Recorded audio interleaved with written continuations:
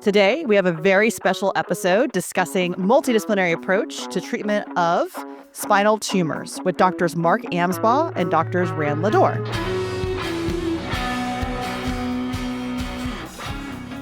But let's start with surgical treatments, and then we'll talk about radiation oncology treatments for these patients. So, Rand, when is it right to get a surgeon dedicated to spinal oncology involved? And what options do you offer for these patients in terms of surgery based on tumor characteristics? Dr. Ansel said that treating spine tumors is a very humbling experience, and that's spot on. These tumors are so different in the way they behave, the way they are approached. Different tumors require different methods of taking care of, and once you realize where this is going to bite you, you realize what you need to deal with that. And so some tumors are very vascular, and they will create a major risk of hematoma and bleeding intra-op, even before that. And so you will need you guys, Alexa, and to block that and to allow that. And by controlling those risks, you are able to utilize whatever tools you have to take care of that tumor. If I have less bleeding or minimal bleeding, I can think of coming in with an endoscope or with a microscope with a very small incision, because it's not going to fill my field with blood. Having said that, if I don't have that, I need to be ready for major surgery, major blood loss, massive transfusions. That all affect the patient, the outcome, the complications. We tailor our treatment based on a tumor, and different tumors respond differently to the systemic treatments. And so what we now do is, despite the fact that over the course of the years, it started by finding a friend that I can trust and appreciate, and starting work together. And then that friend eventually was able to dumb it down to the surgery level to explain what he's doing. And now I know that if he can zap something, and I'm literally saying that, if he can zap something, I need to allow that. And if he cannot zap that, I need to do something better to allow that. And so we talk, and he tells me what he can do and what I need to do to allow him to do a better job, or the best job that he can. And then we tailor the treatment. And the treatment can be starting from just giving him enough space to do his work, or to the farthest end of it, I need to take the entire tumor out. And sometimes if it's a primary tumor, maybe I need to take the entire tumor all in one piece as an en bloc resection, whereas we basically provide cure to the patient, hopefully. And so all these things come into play when we plan a surgery, and we use everything in our toolbox. And I was just thinking the other day, how many tools do we have here to take care of these tumors? And I'm looking at, the advances in maximal invasive and minimal invasive, and navigation and reconstruction and endoscopic surgery and microscopic surgery. And all of these tools, we can never do that without that collaboration and development. And so when a patient comes, to your question, I know it's a long answer, but when the patient comes and gets a tumor, then it's the start of the game. And then we start talking about, okay, what's our short term, what's our medium term, what's our long plan for this patient? And we set up a plan, and that plan starts with finding what it is, making a plan on how we take care of that. Stopping the bleeding is always so nice, and you know this. And we can plead and then you say and coordinate everything. But it's not just that. Sometimes it's even demonstrating vital structures. Can we approach from one side or the other side? Is it safe to do that? You guys allow us to do that by demonstrating vital structures that if we sacrifice them, then it's not a good day. And so, such as feeding vessels, feeding arteries to the spinal cord or to the brain. And so, based on that, we kind of, after gathering all the data, we form a plan, and we hopefully execute it to the best of what we can. And then that's the fun part. Then we throw everything to Dr. Ansbaugh and say, fix it. And then he does his thing, and we keep on monitoring those patients. This is never fire and forget. It's always constant review and constant learning. And the number of cases that I remember sitting in tumor boards, and we thought we had a plan, and then you come up and then say, well, I can freeze it. I can I can do some things. And I say, I didn't know we can do that. Let's do that. And so it's a very humbling experience. And I hate that. I will say too, just talking, and I'm laughing just because I've had the pleasure of working with you guys, and you guys are both so amazing at what you do.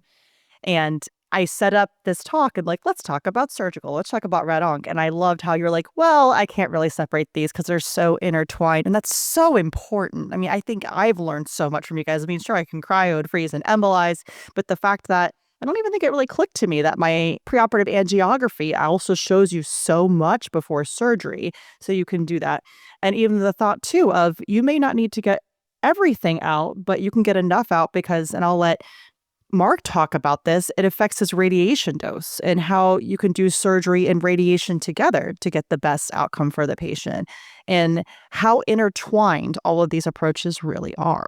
Yeah, I mean, absolutely. I think, I think gone are the days that we can talk about one modality, whether that's an interventional modality, a radiotherapy modality, or a surgical modality, independent of the other things that can be brought to the table. I mean, if you truly review a chart and say, how many patients have gotten an interventional approach and radiation, or a surgical approach and radiation, or maybe all three, or, it's very many patients. I would say very few patients these days are treated with kind of a monotherapy approach locally. That being said, I maybe it is time in the podcast, I'm not sure, to admit that local therapy, which is what all three of us do, right, is perhaps the most important and the least important in some ways to the care of patients with metastatic spine tumors, right? So taking away the primary tumors for a moment, these patients, the majority of patients, have some form of metastatic carcinoma. There are, of course, other malignancies that we treat, but the vast majority of patients in spine oncology have a metastatic carcinoma. And of course, systemic therapy has been and continues to be really the most important care for those patients. And I think it is a testament in some ways to the advances in systemic therapy that we can even have a nuanced discussion about the differences in local therapy in spine oncology, because there was a long period of time where local therapy did not matter because the survival of patients was very short after the development of spinal column metastases. However, with the development of novel systemic therapy agents and specifically immunotherapeutic agents in many disease sites, survival has increased quite significantly in these patients. And I think the spine oncology program has really been a recognition of the fact that, if a patient is in incredible pain or incredible neurologic compromise, they cannot go and get the systemic therapy that will ultimately prolong their life. And in addition to that, if patients are living longer and longer and longer, functional outcomes that may have been acceptable in a patient with a survival of 3 months are no longer seen as acceptable in patients that may have survival of 3 years or longer from the time that they presented. So I think that's required us to look a lot more at our outcomes. And I know that's a long-winded way of saying, essentially what has happened in radiation therapy, which is that we've had this technology that was great for patients that lived 3 months or 6 months. And as patients lived longer and longer and longer, we've found out, I think most spine oncologist-focused radiation oncologists would say, we found out maybe that's not as good of a technology for patients who may live 3 years or 5 years, down the line.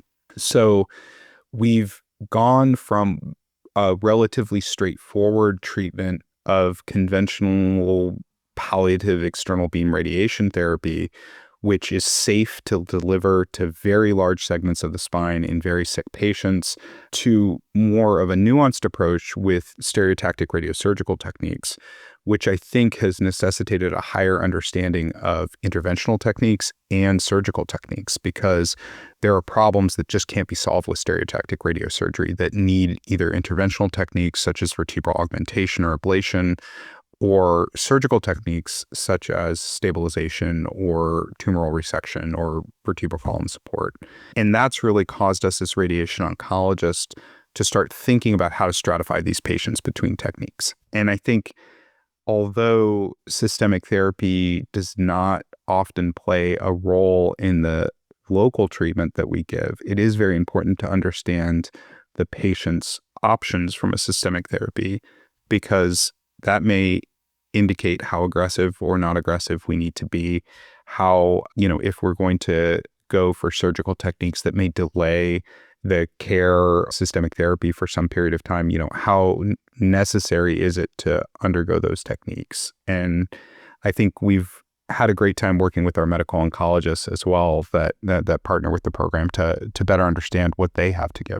And for my colleagues, just real important to know is, and something I didn't think about until I was educated, was that if you want to do an ablation and do an RF, okay, but how do you know you actually get the whole tumor? And then you're going to put balloons up, and then you're going to cement. And cement doesn't prevent future interventions, but pushing the tumor posteriorly does, because that limits your radiation oncologist dose, because they're trying to dose, and correct me if I'm wrong, again, I'm speaking in terms of zapping as well.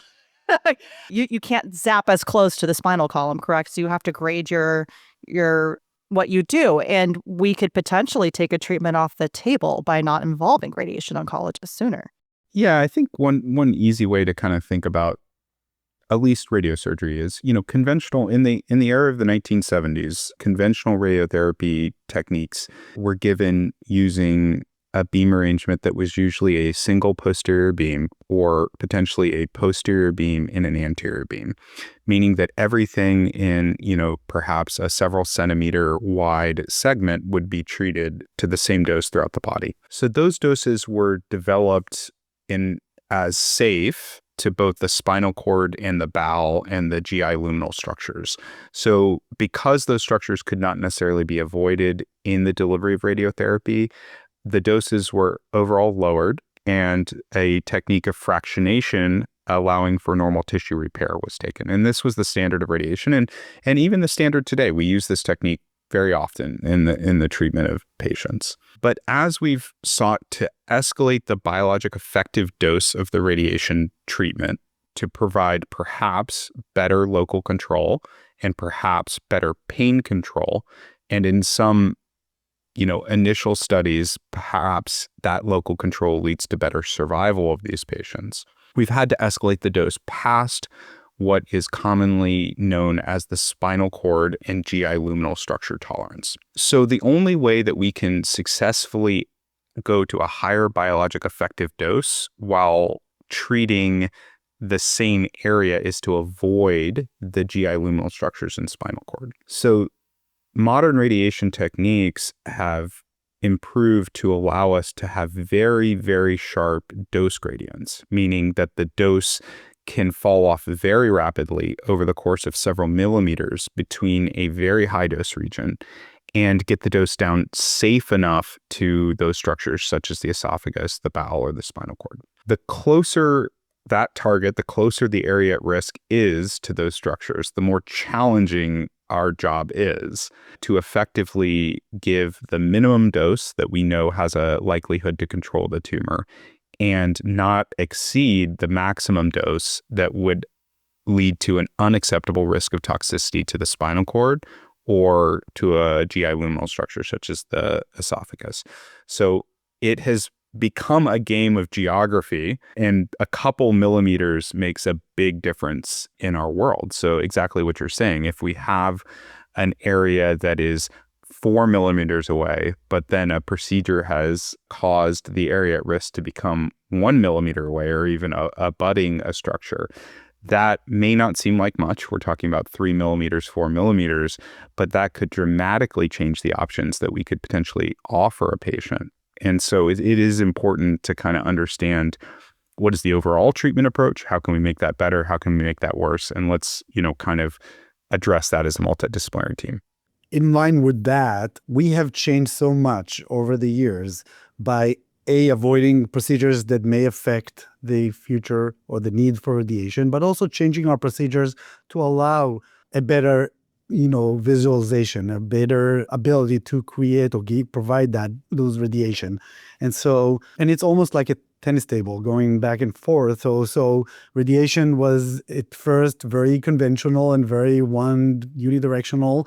And so we were doing surgeries that were appropriate for that.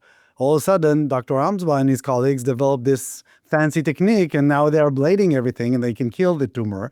And now we need to address that. We need to give them that 1 to 3 millimeters of that space. So we can do that. And then Dr. Amsbaugh now is becoming spoiled. And then he says, I need to see the spinal cord. Now I want to see the spinal cord because I want to be very safe. And then I didn't say that, but a lot of, radiation oncologists are very risk averse. And so he does not want to create any damage. So now it goes back to our field, and now we need to kind of allow them to see better. And so there are techniques to do that, either through non-fusion options, so basically taking the tumor away without placing any instruments, or maybe using radiolucent instruments that we now have available, which is a phenomenal way of, getting the best of all worlds. And then so we do that, and then we can still see the tumor, still deliver the safe radiation. And I'm sure this is going to go back and forth so many times, because the more we do, we can just never satisfy those guys. And they just need more, and we need to get better at that, which is great, because that makes us all better. And so we are very careful with the kyphoplasty, as you were saying. We are very careful not to create any damage while utilizing the huge advantage of cement augmentations and RF ablation and anything that improves the quality of life of a patient, because that's at the end of the game, and at the end of the day, that's our purpose, to make sure that the patients are having longer life, but also a better quality of life. And so we constantly evolve and change our practice based on that.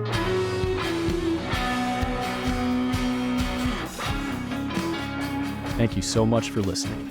If you haven't already, make sure to subscribe, rate the podcast 5 stars, and share with a friend. If you have any questions or comments, direct message us at _BackTable MSK on Instagram, Twitter, or LinkedIn. BackTable is produced and hosted by myself, Jacob Fleming, and co-hosts Michael Barraza and Chris Beck. Our audio team is led by Kieran Gannon, with support from Josh McWhirter, Aaron Bowles, Nick Shellcross, and Ness Smith-Savadoff. Design and digital marketing led by Brian Schmitz. Social media and show notes written by Marvi Espiritu and Ann Dang.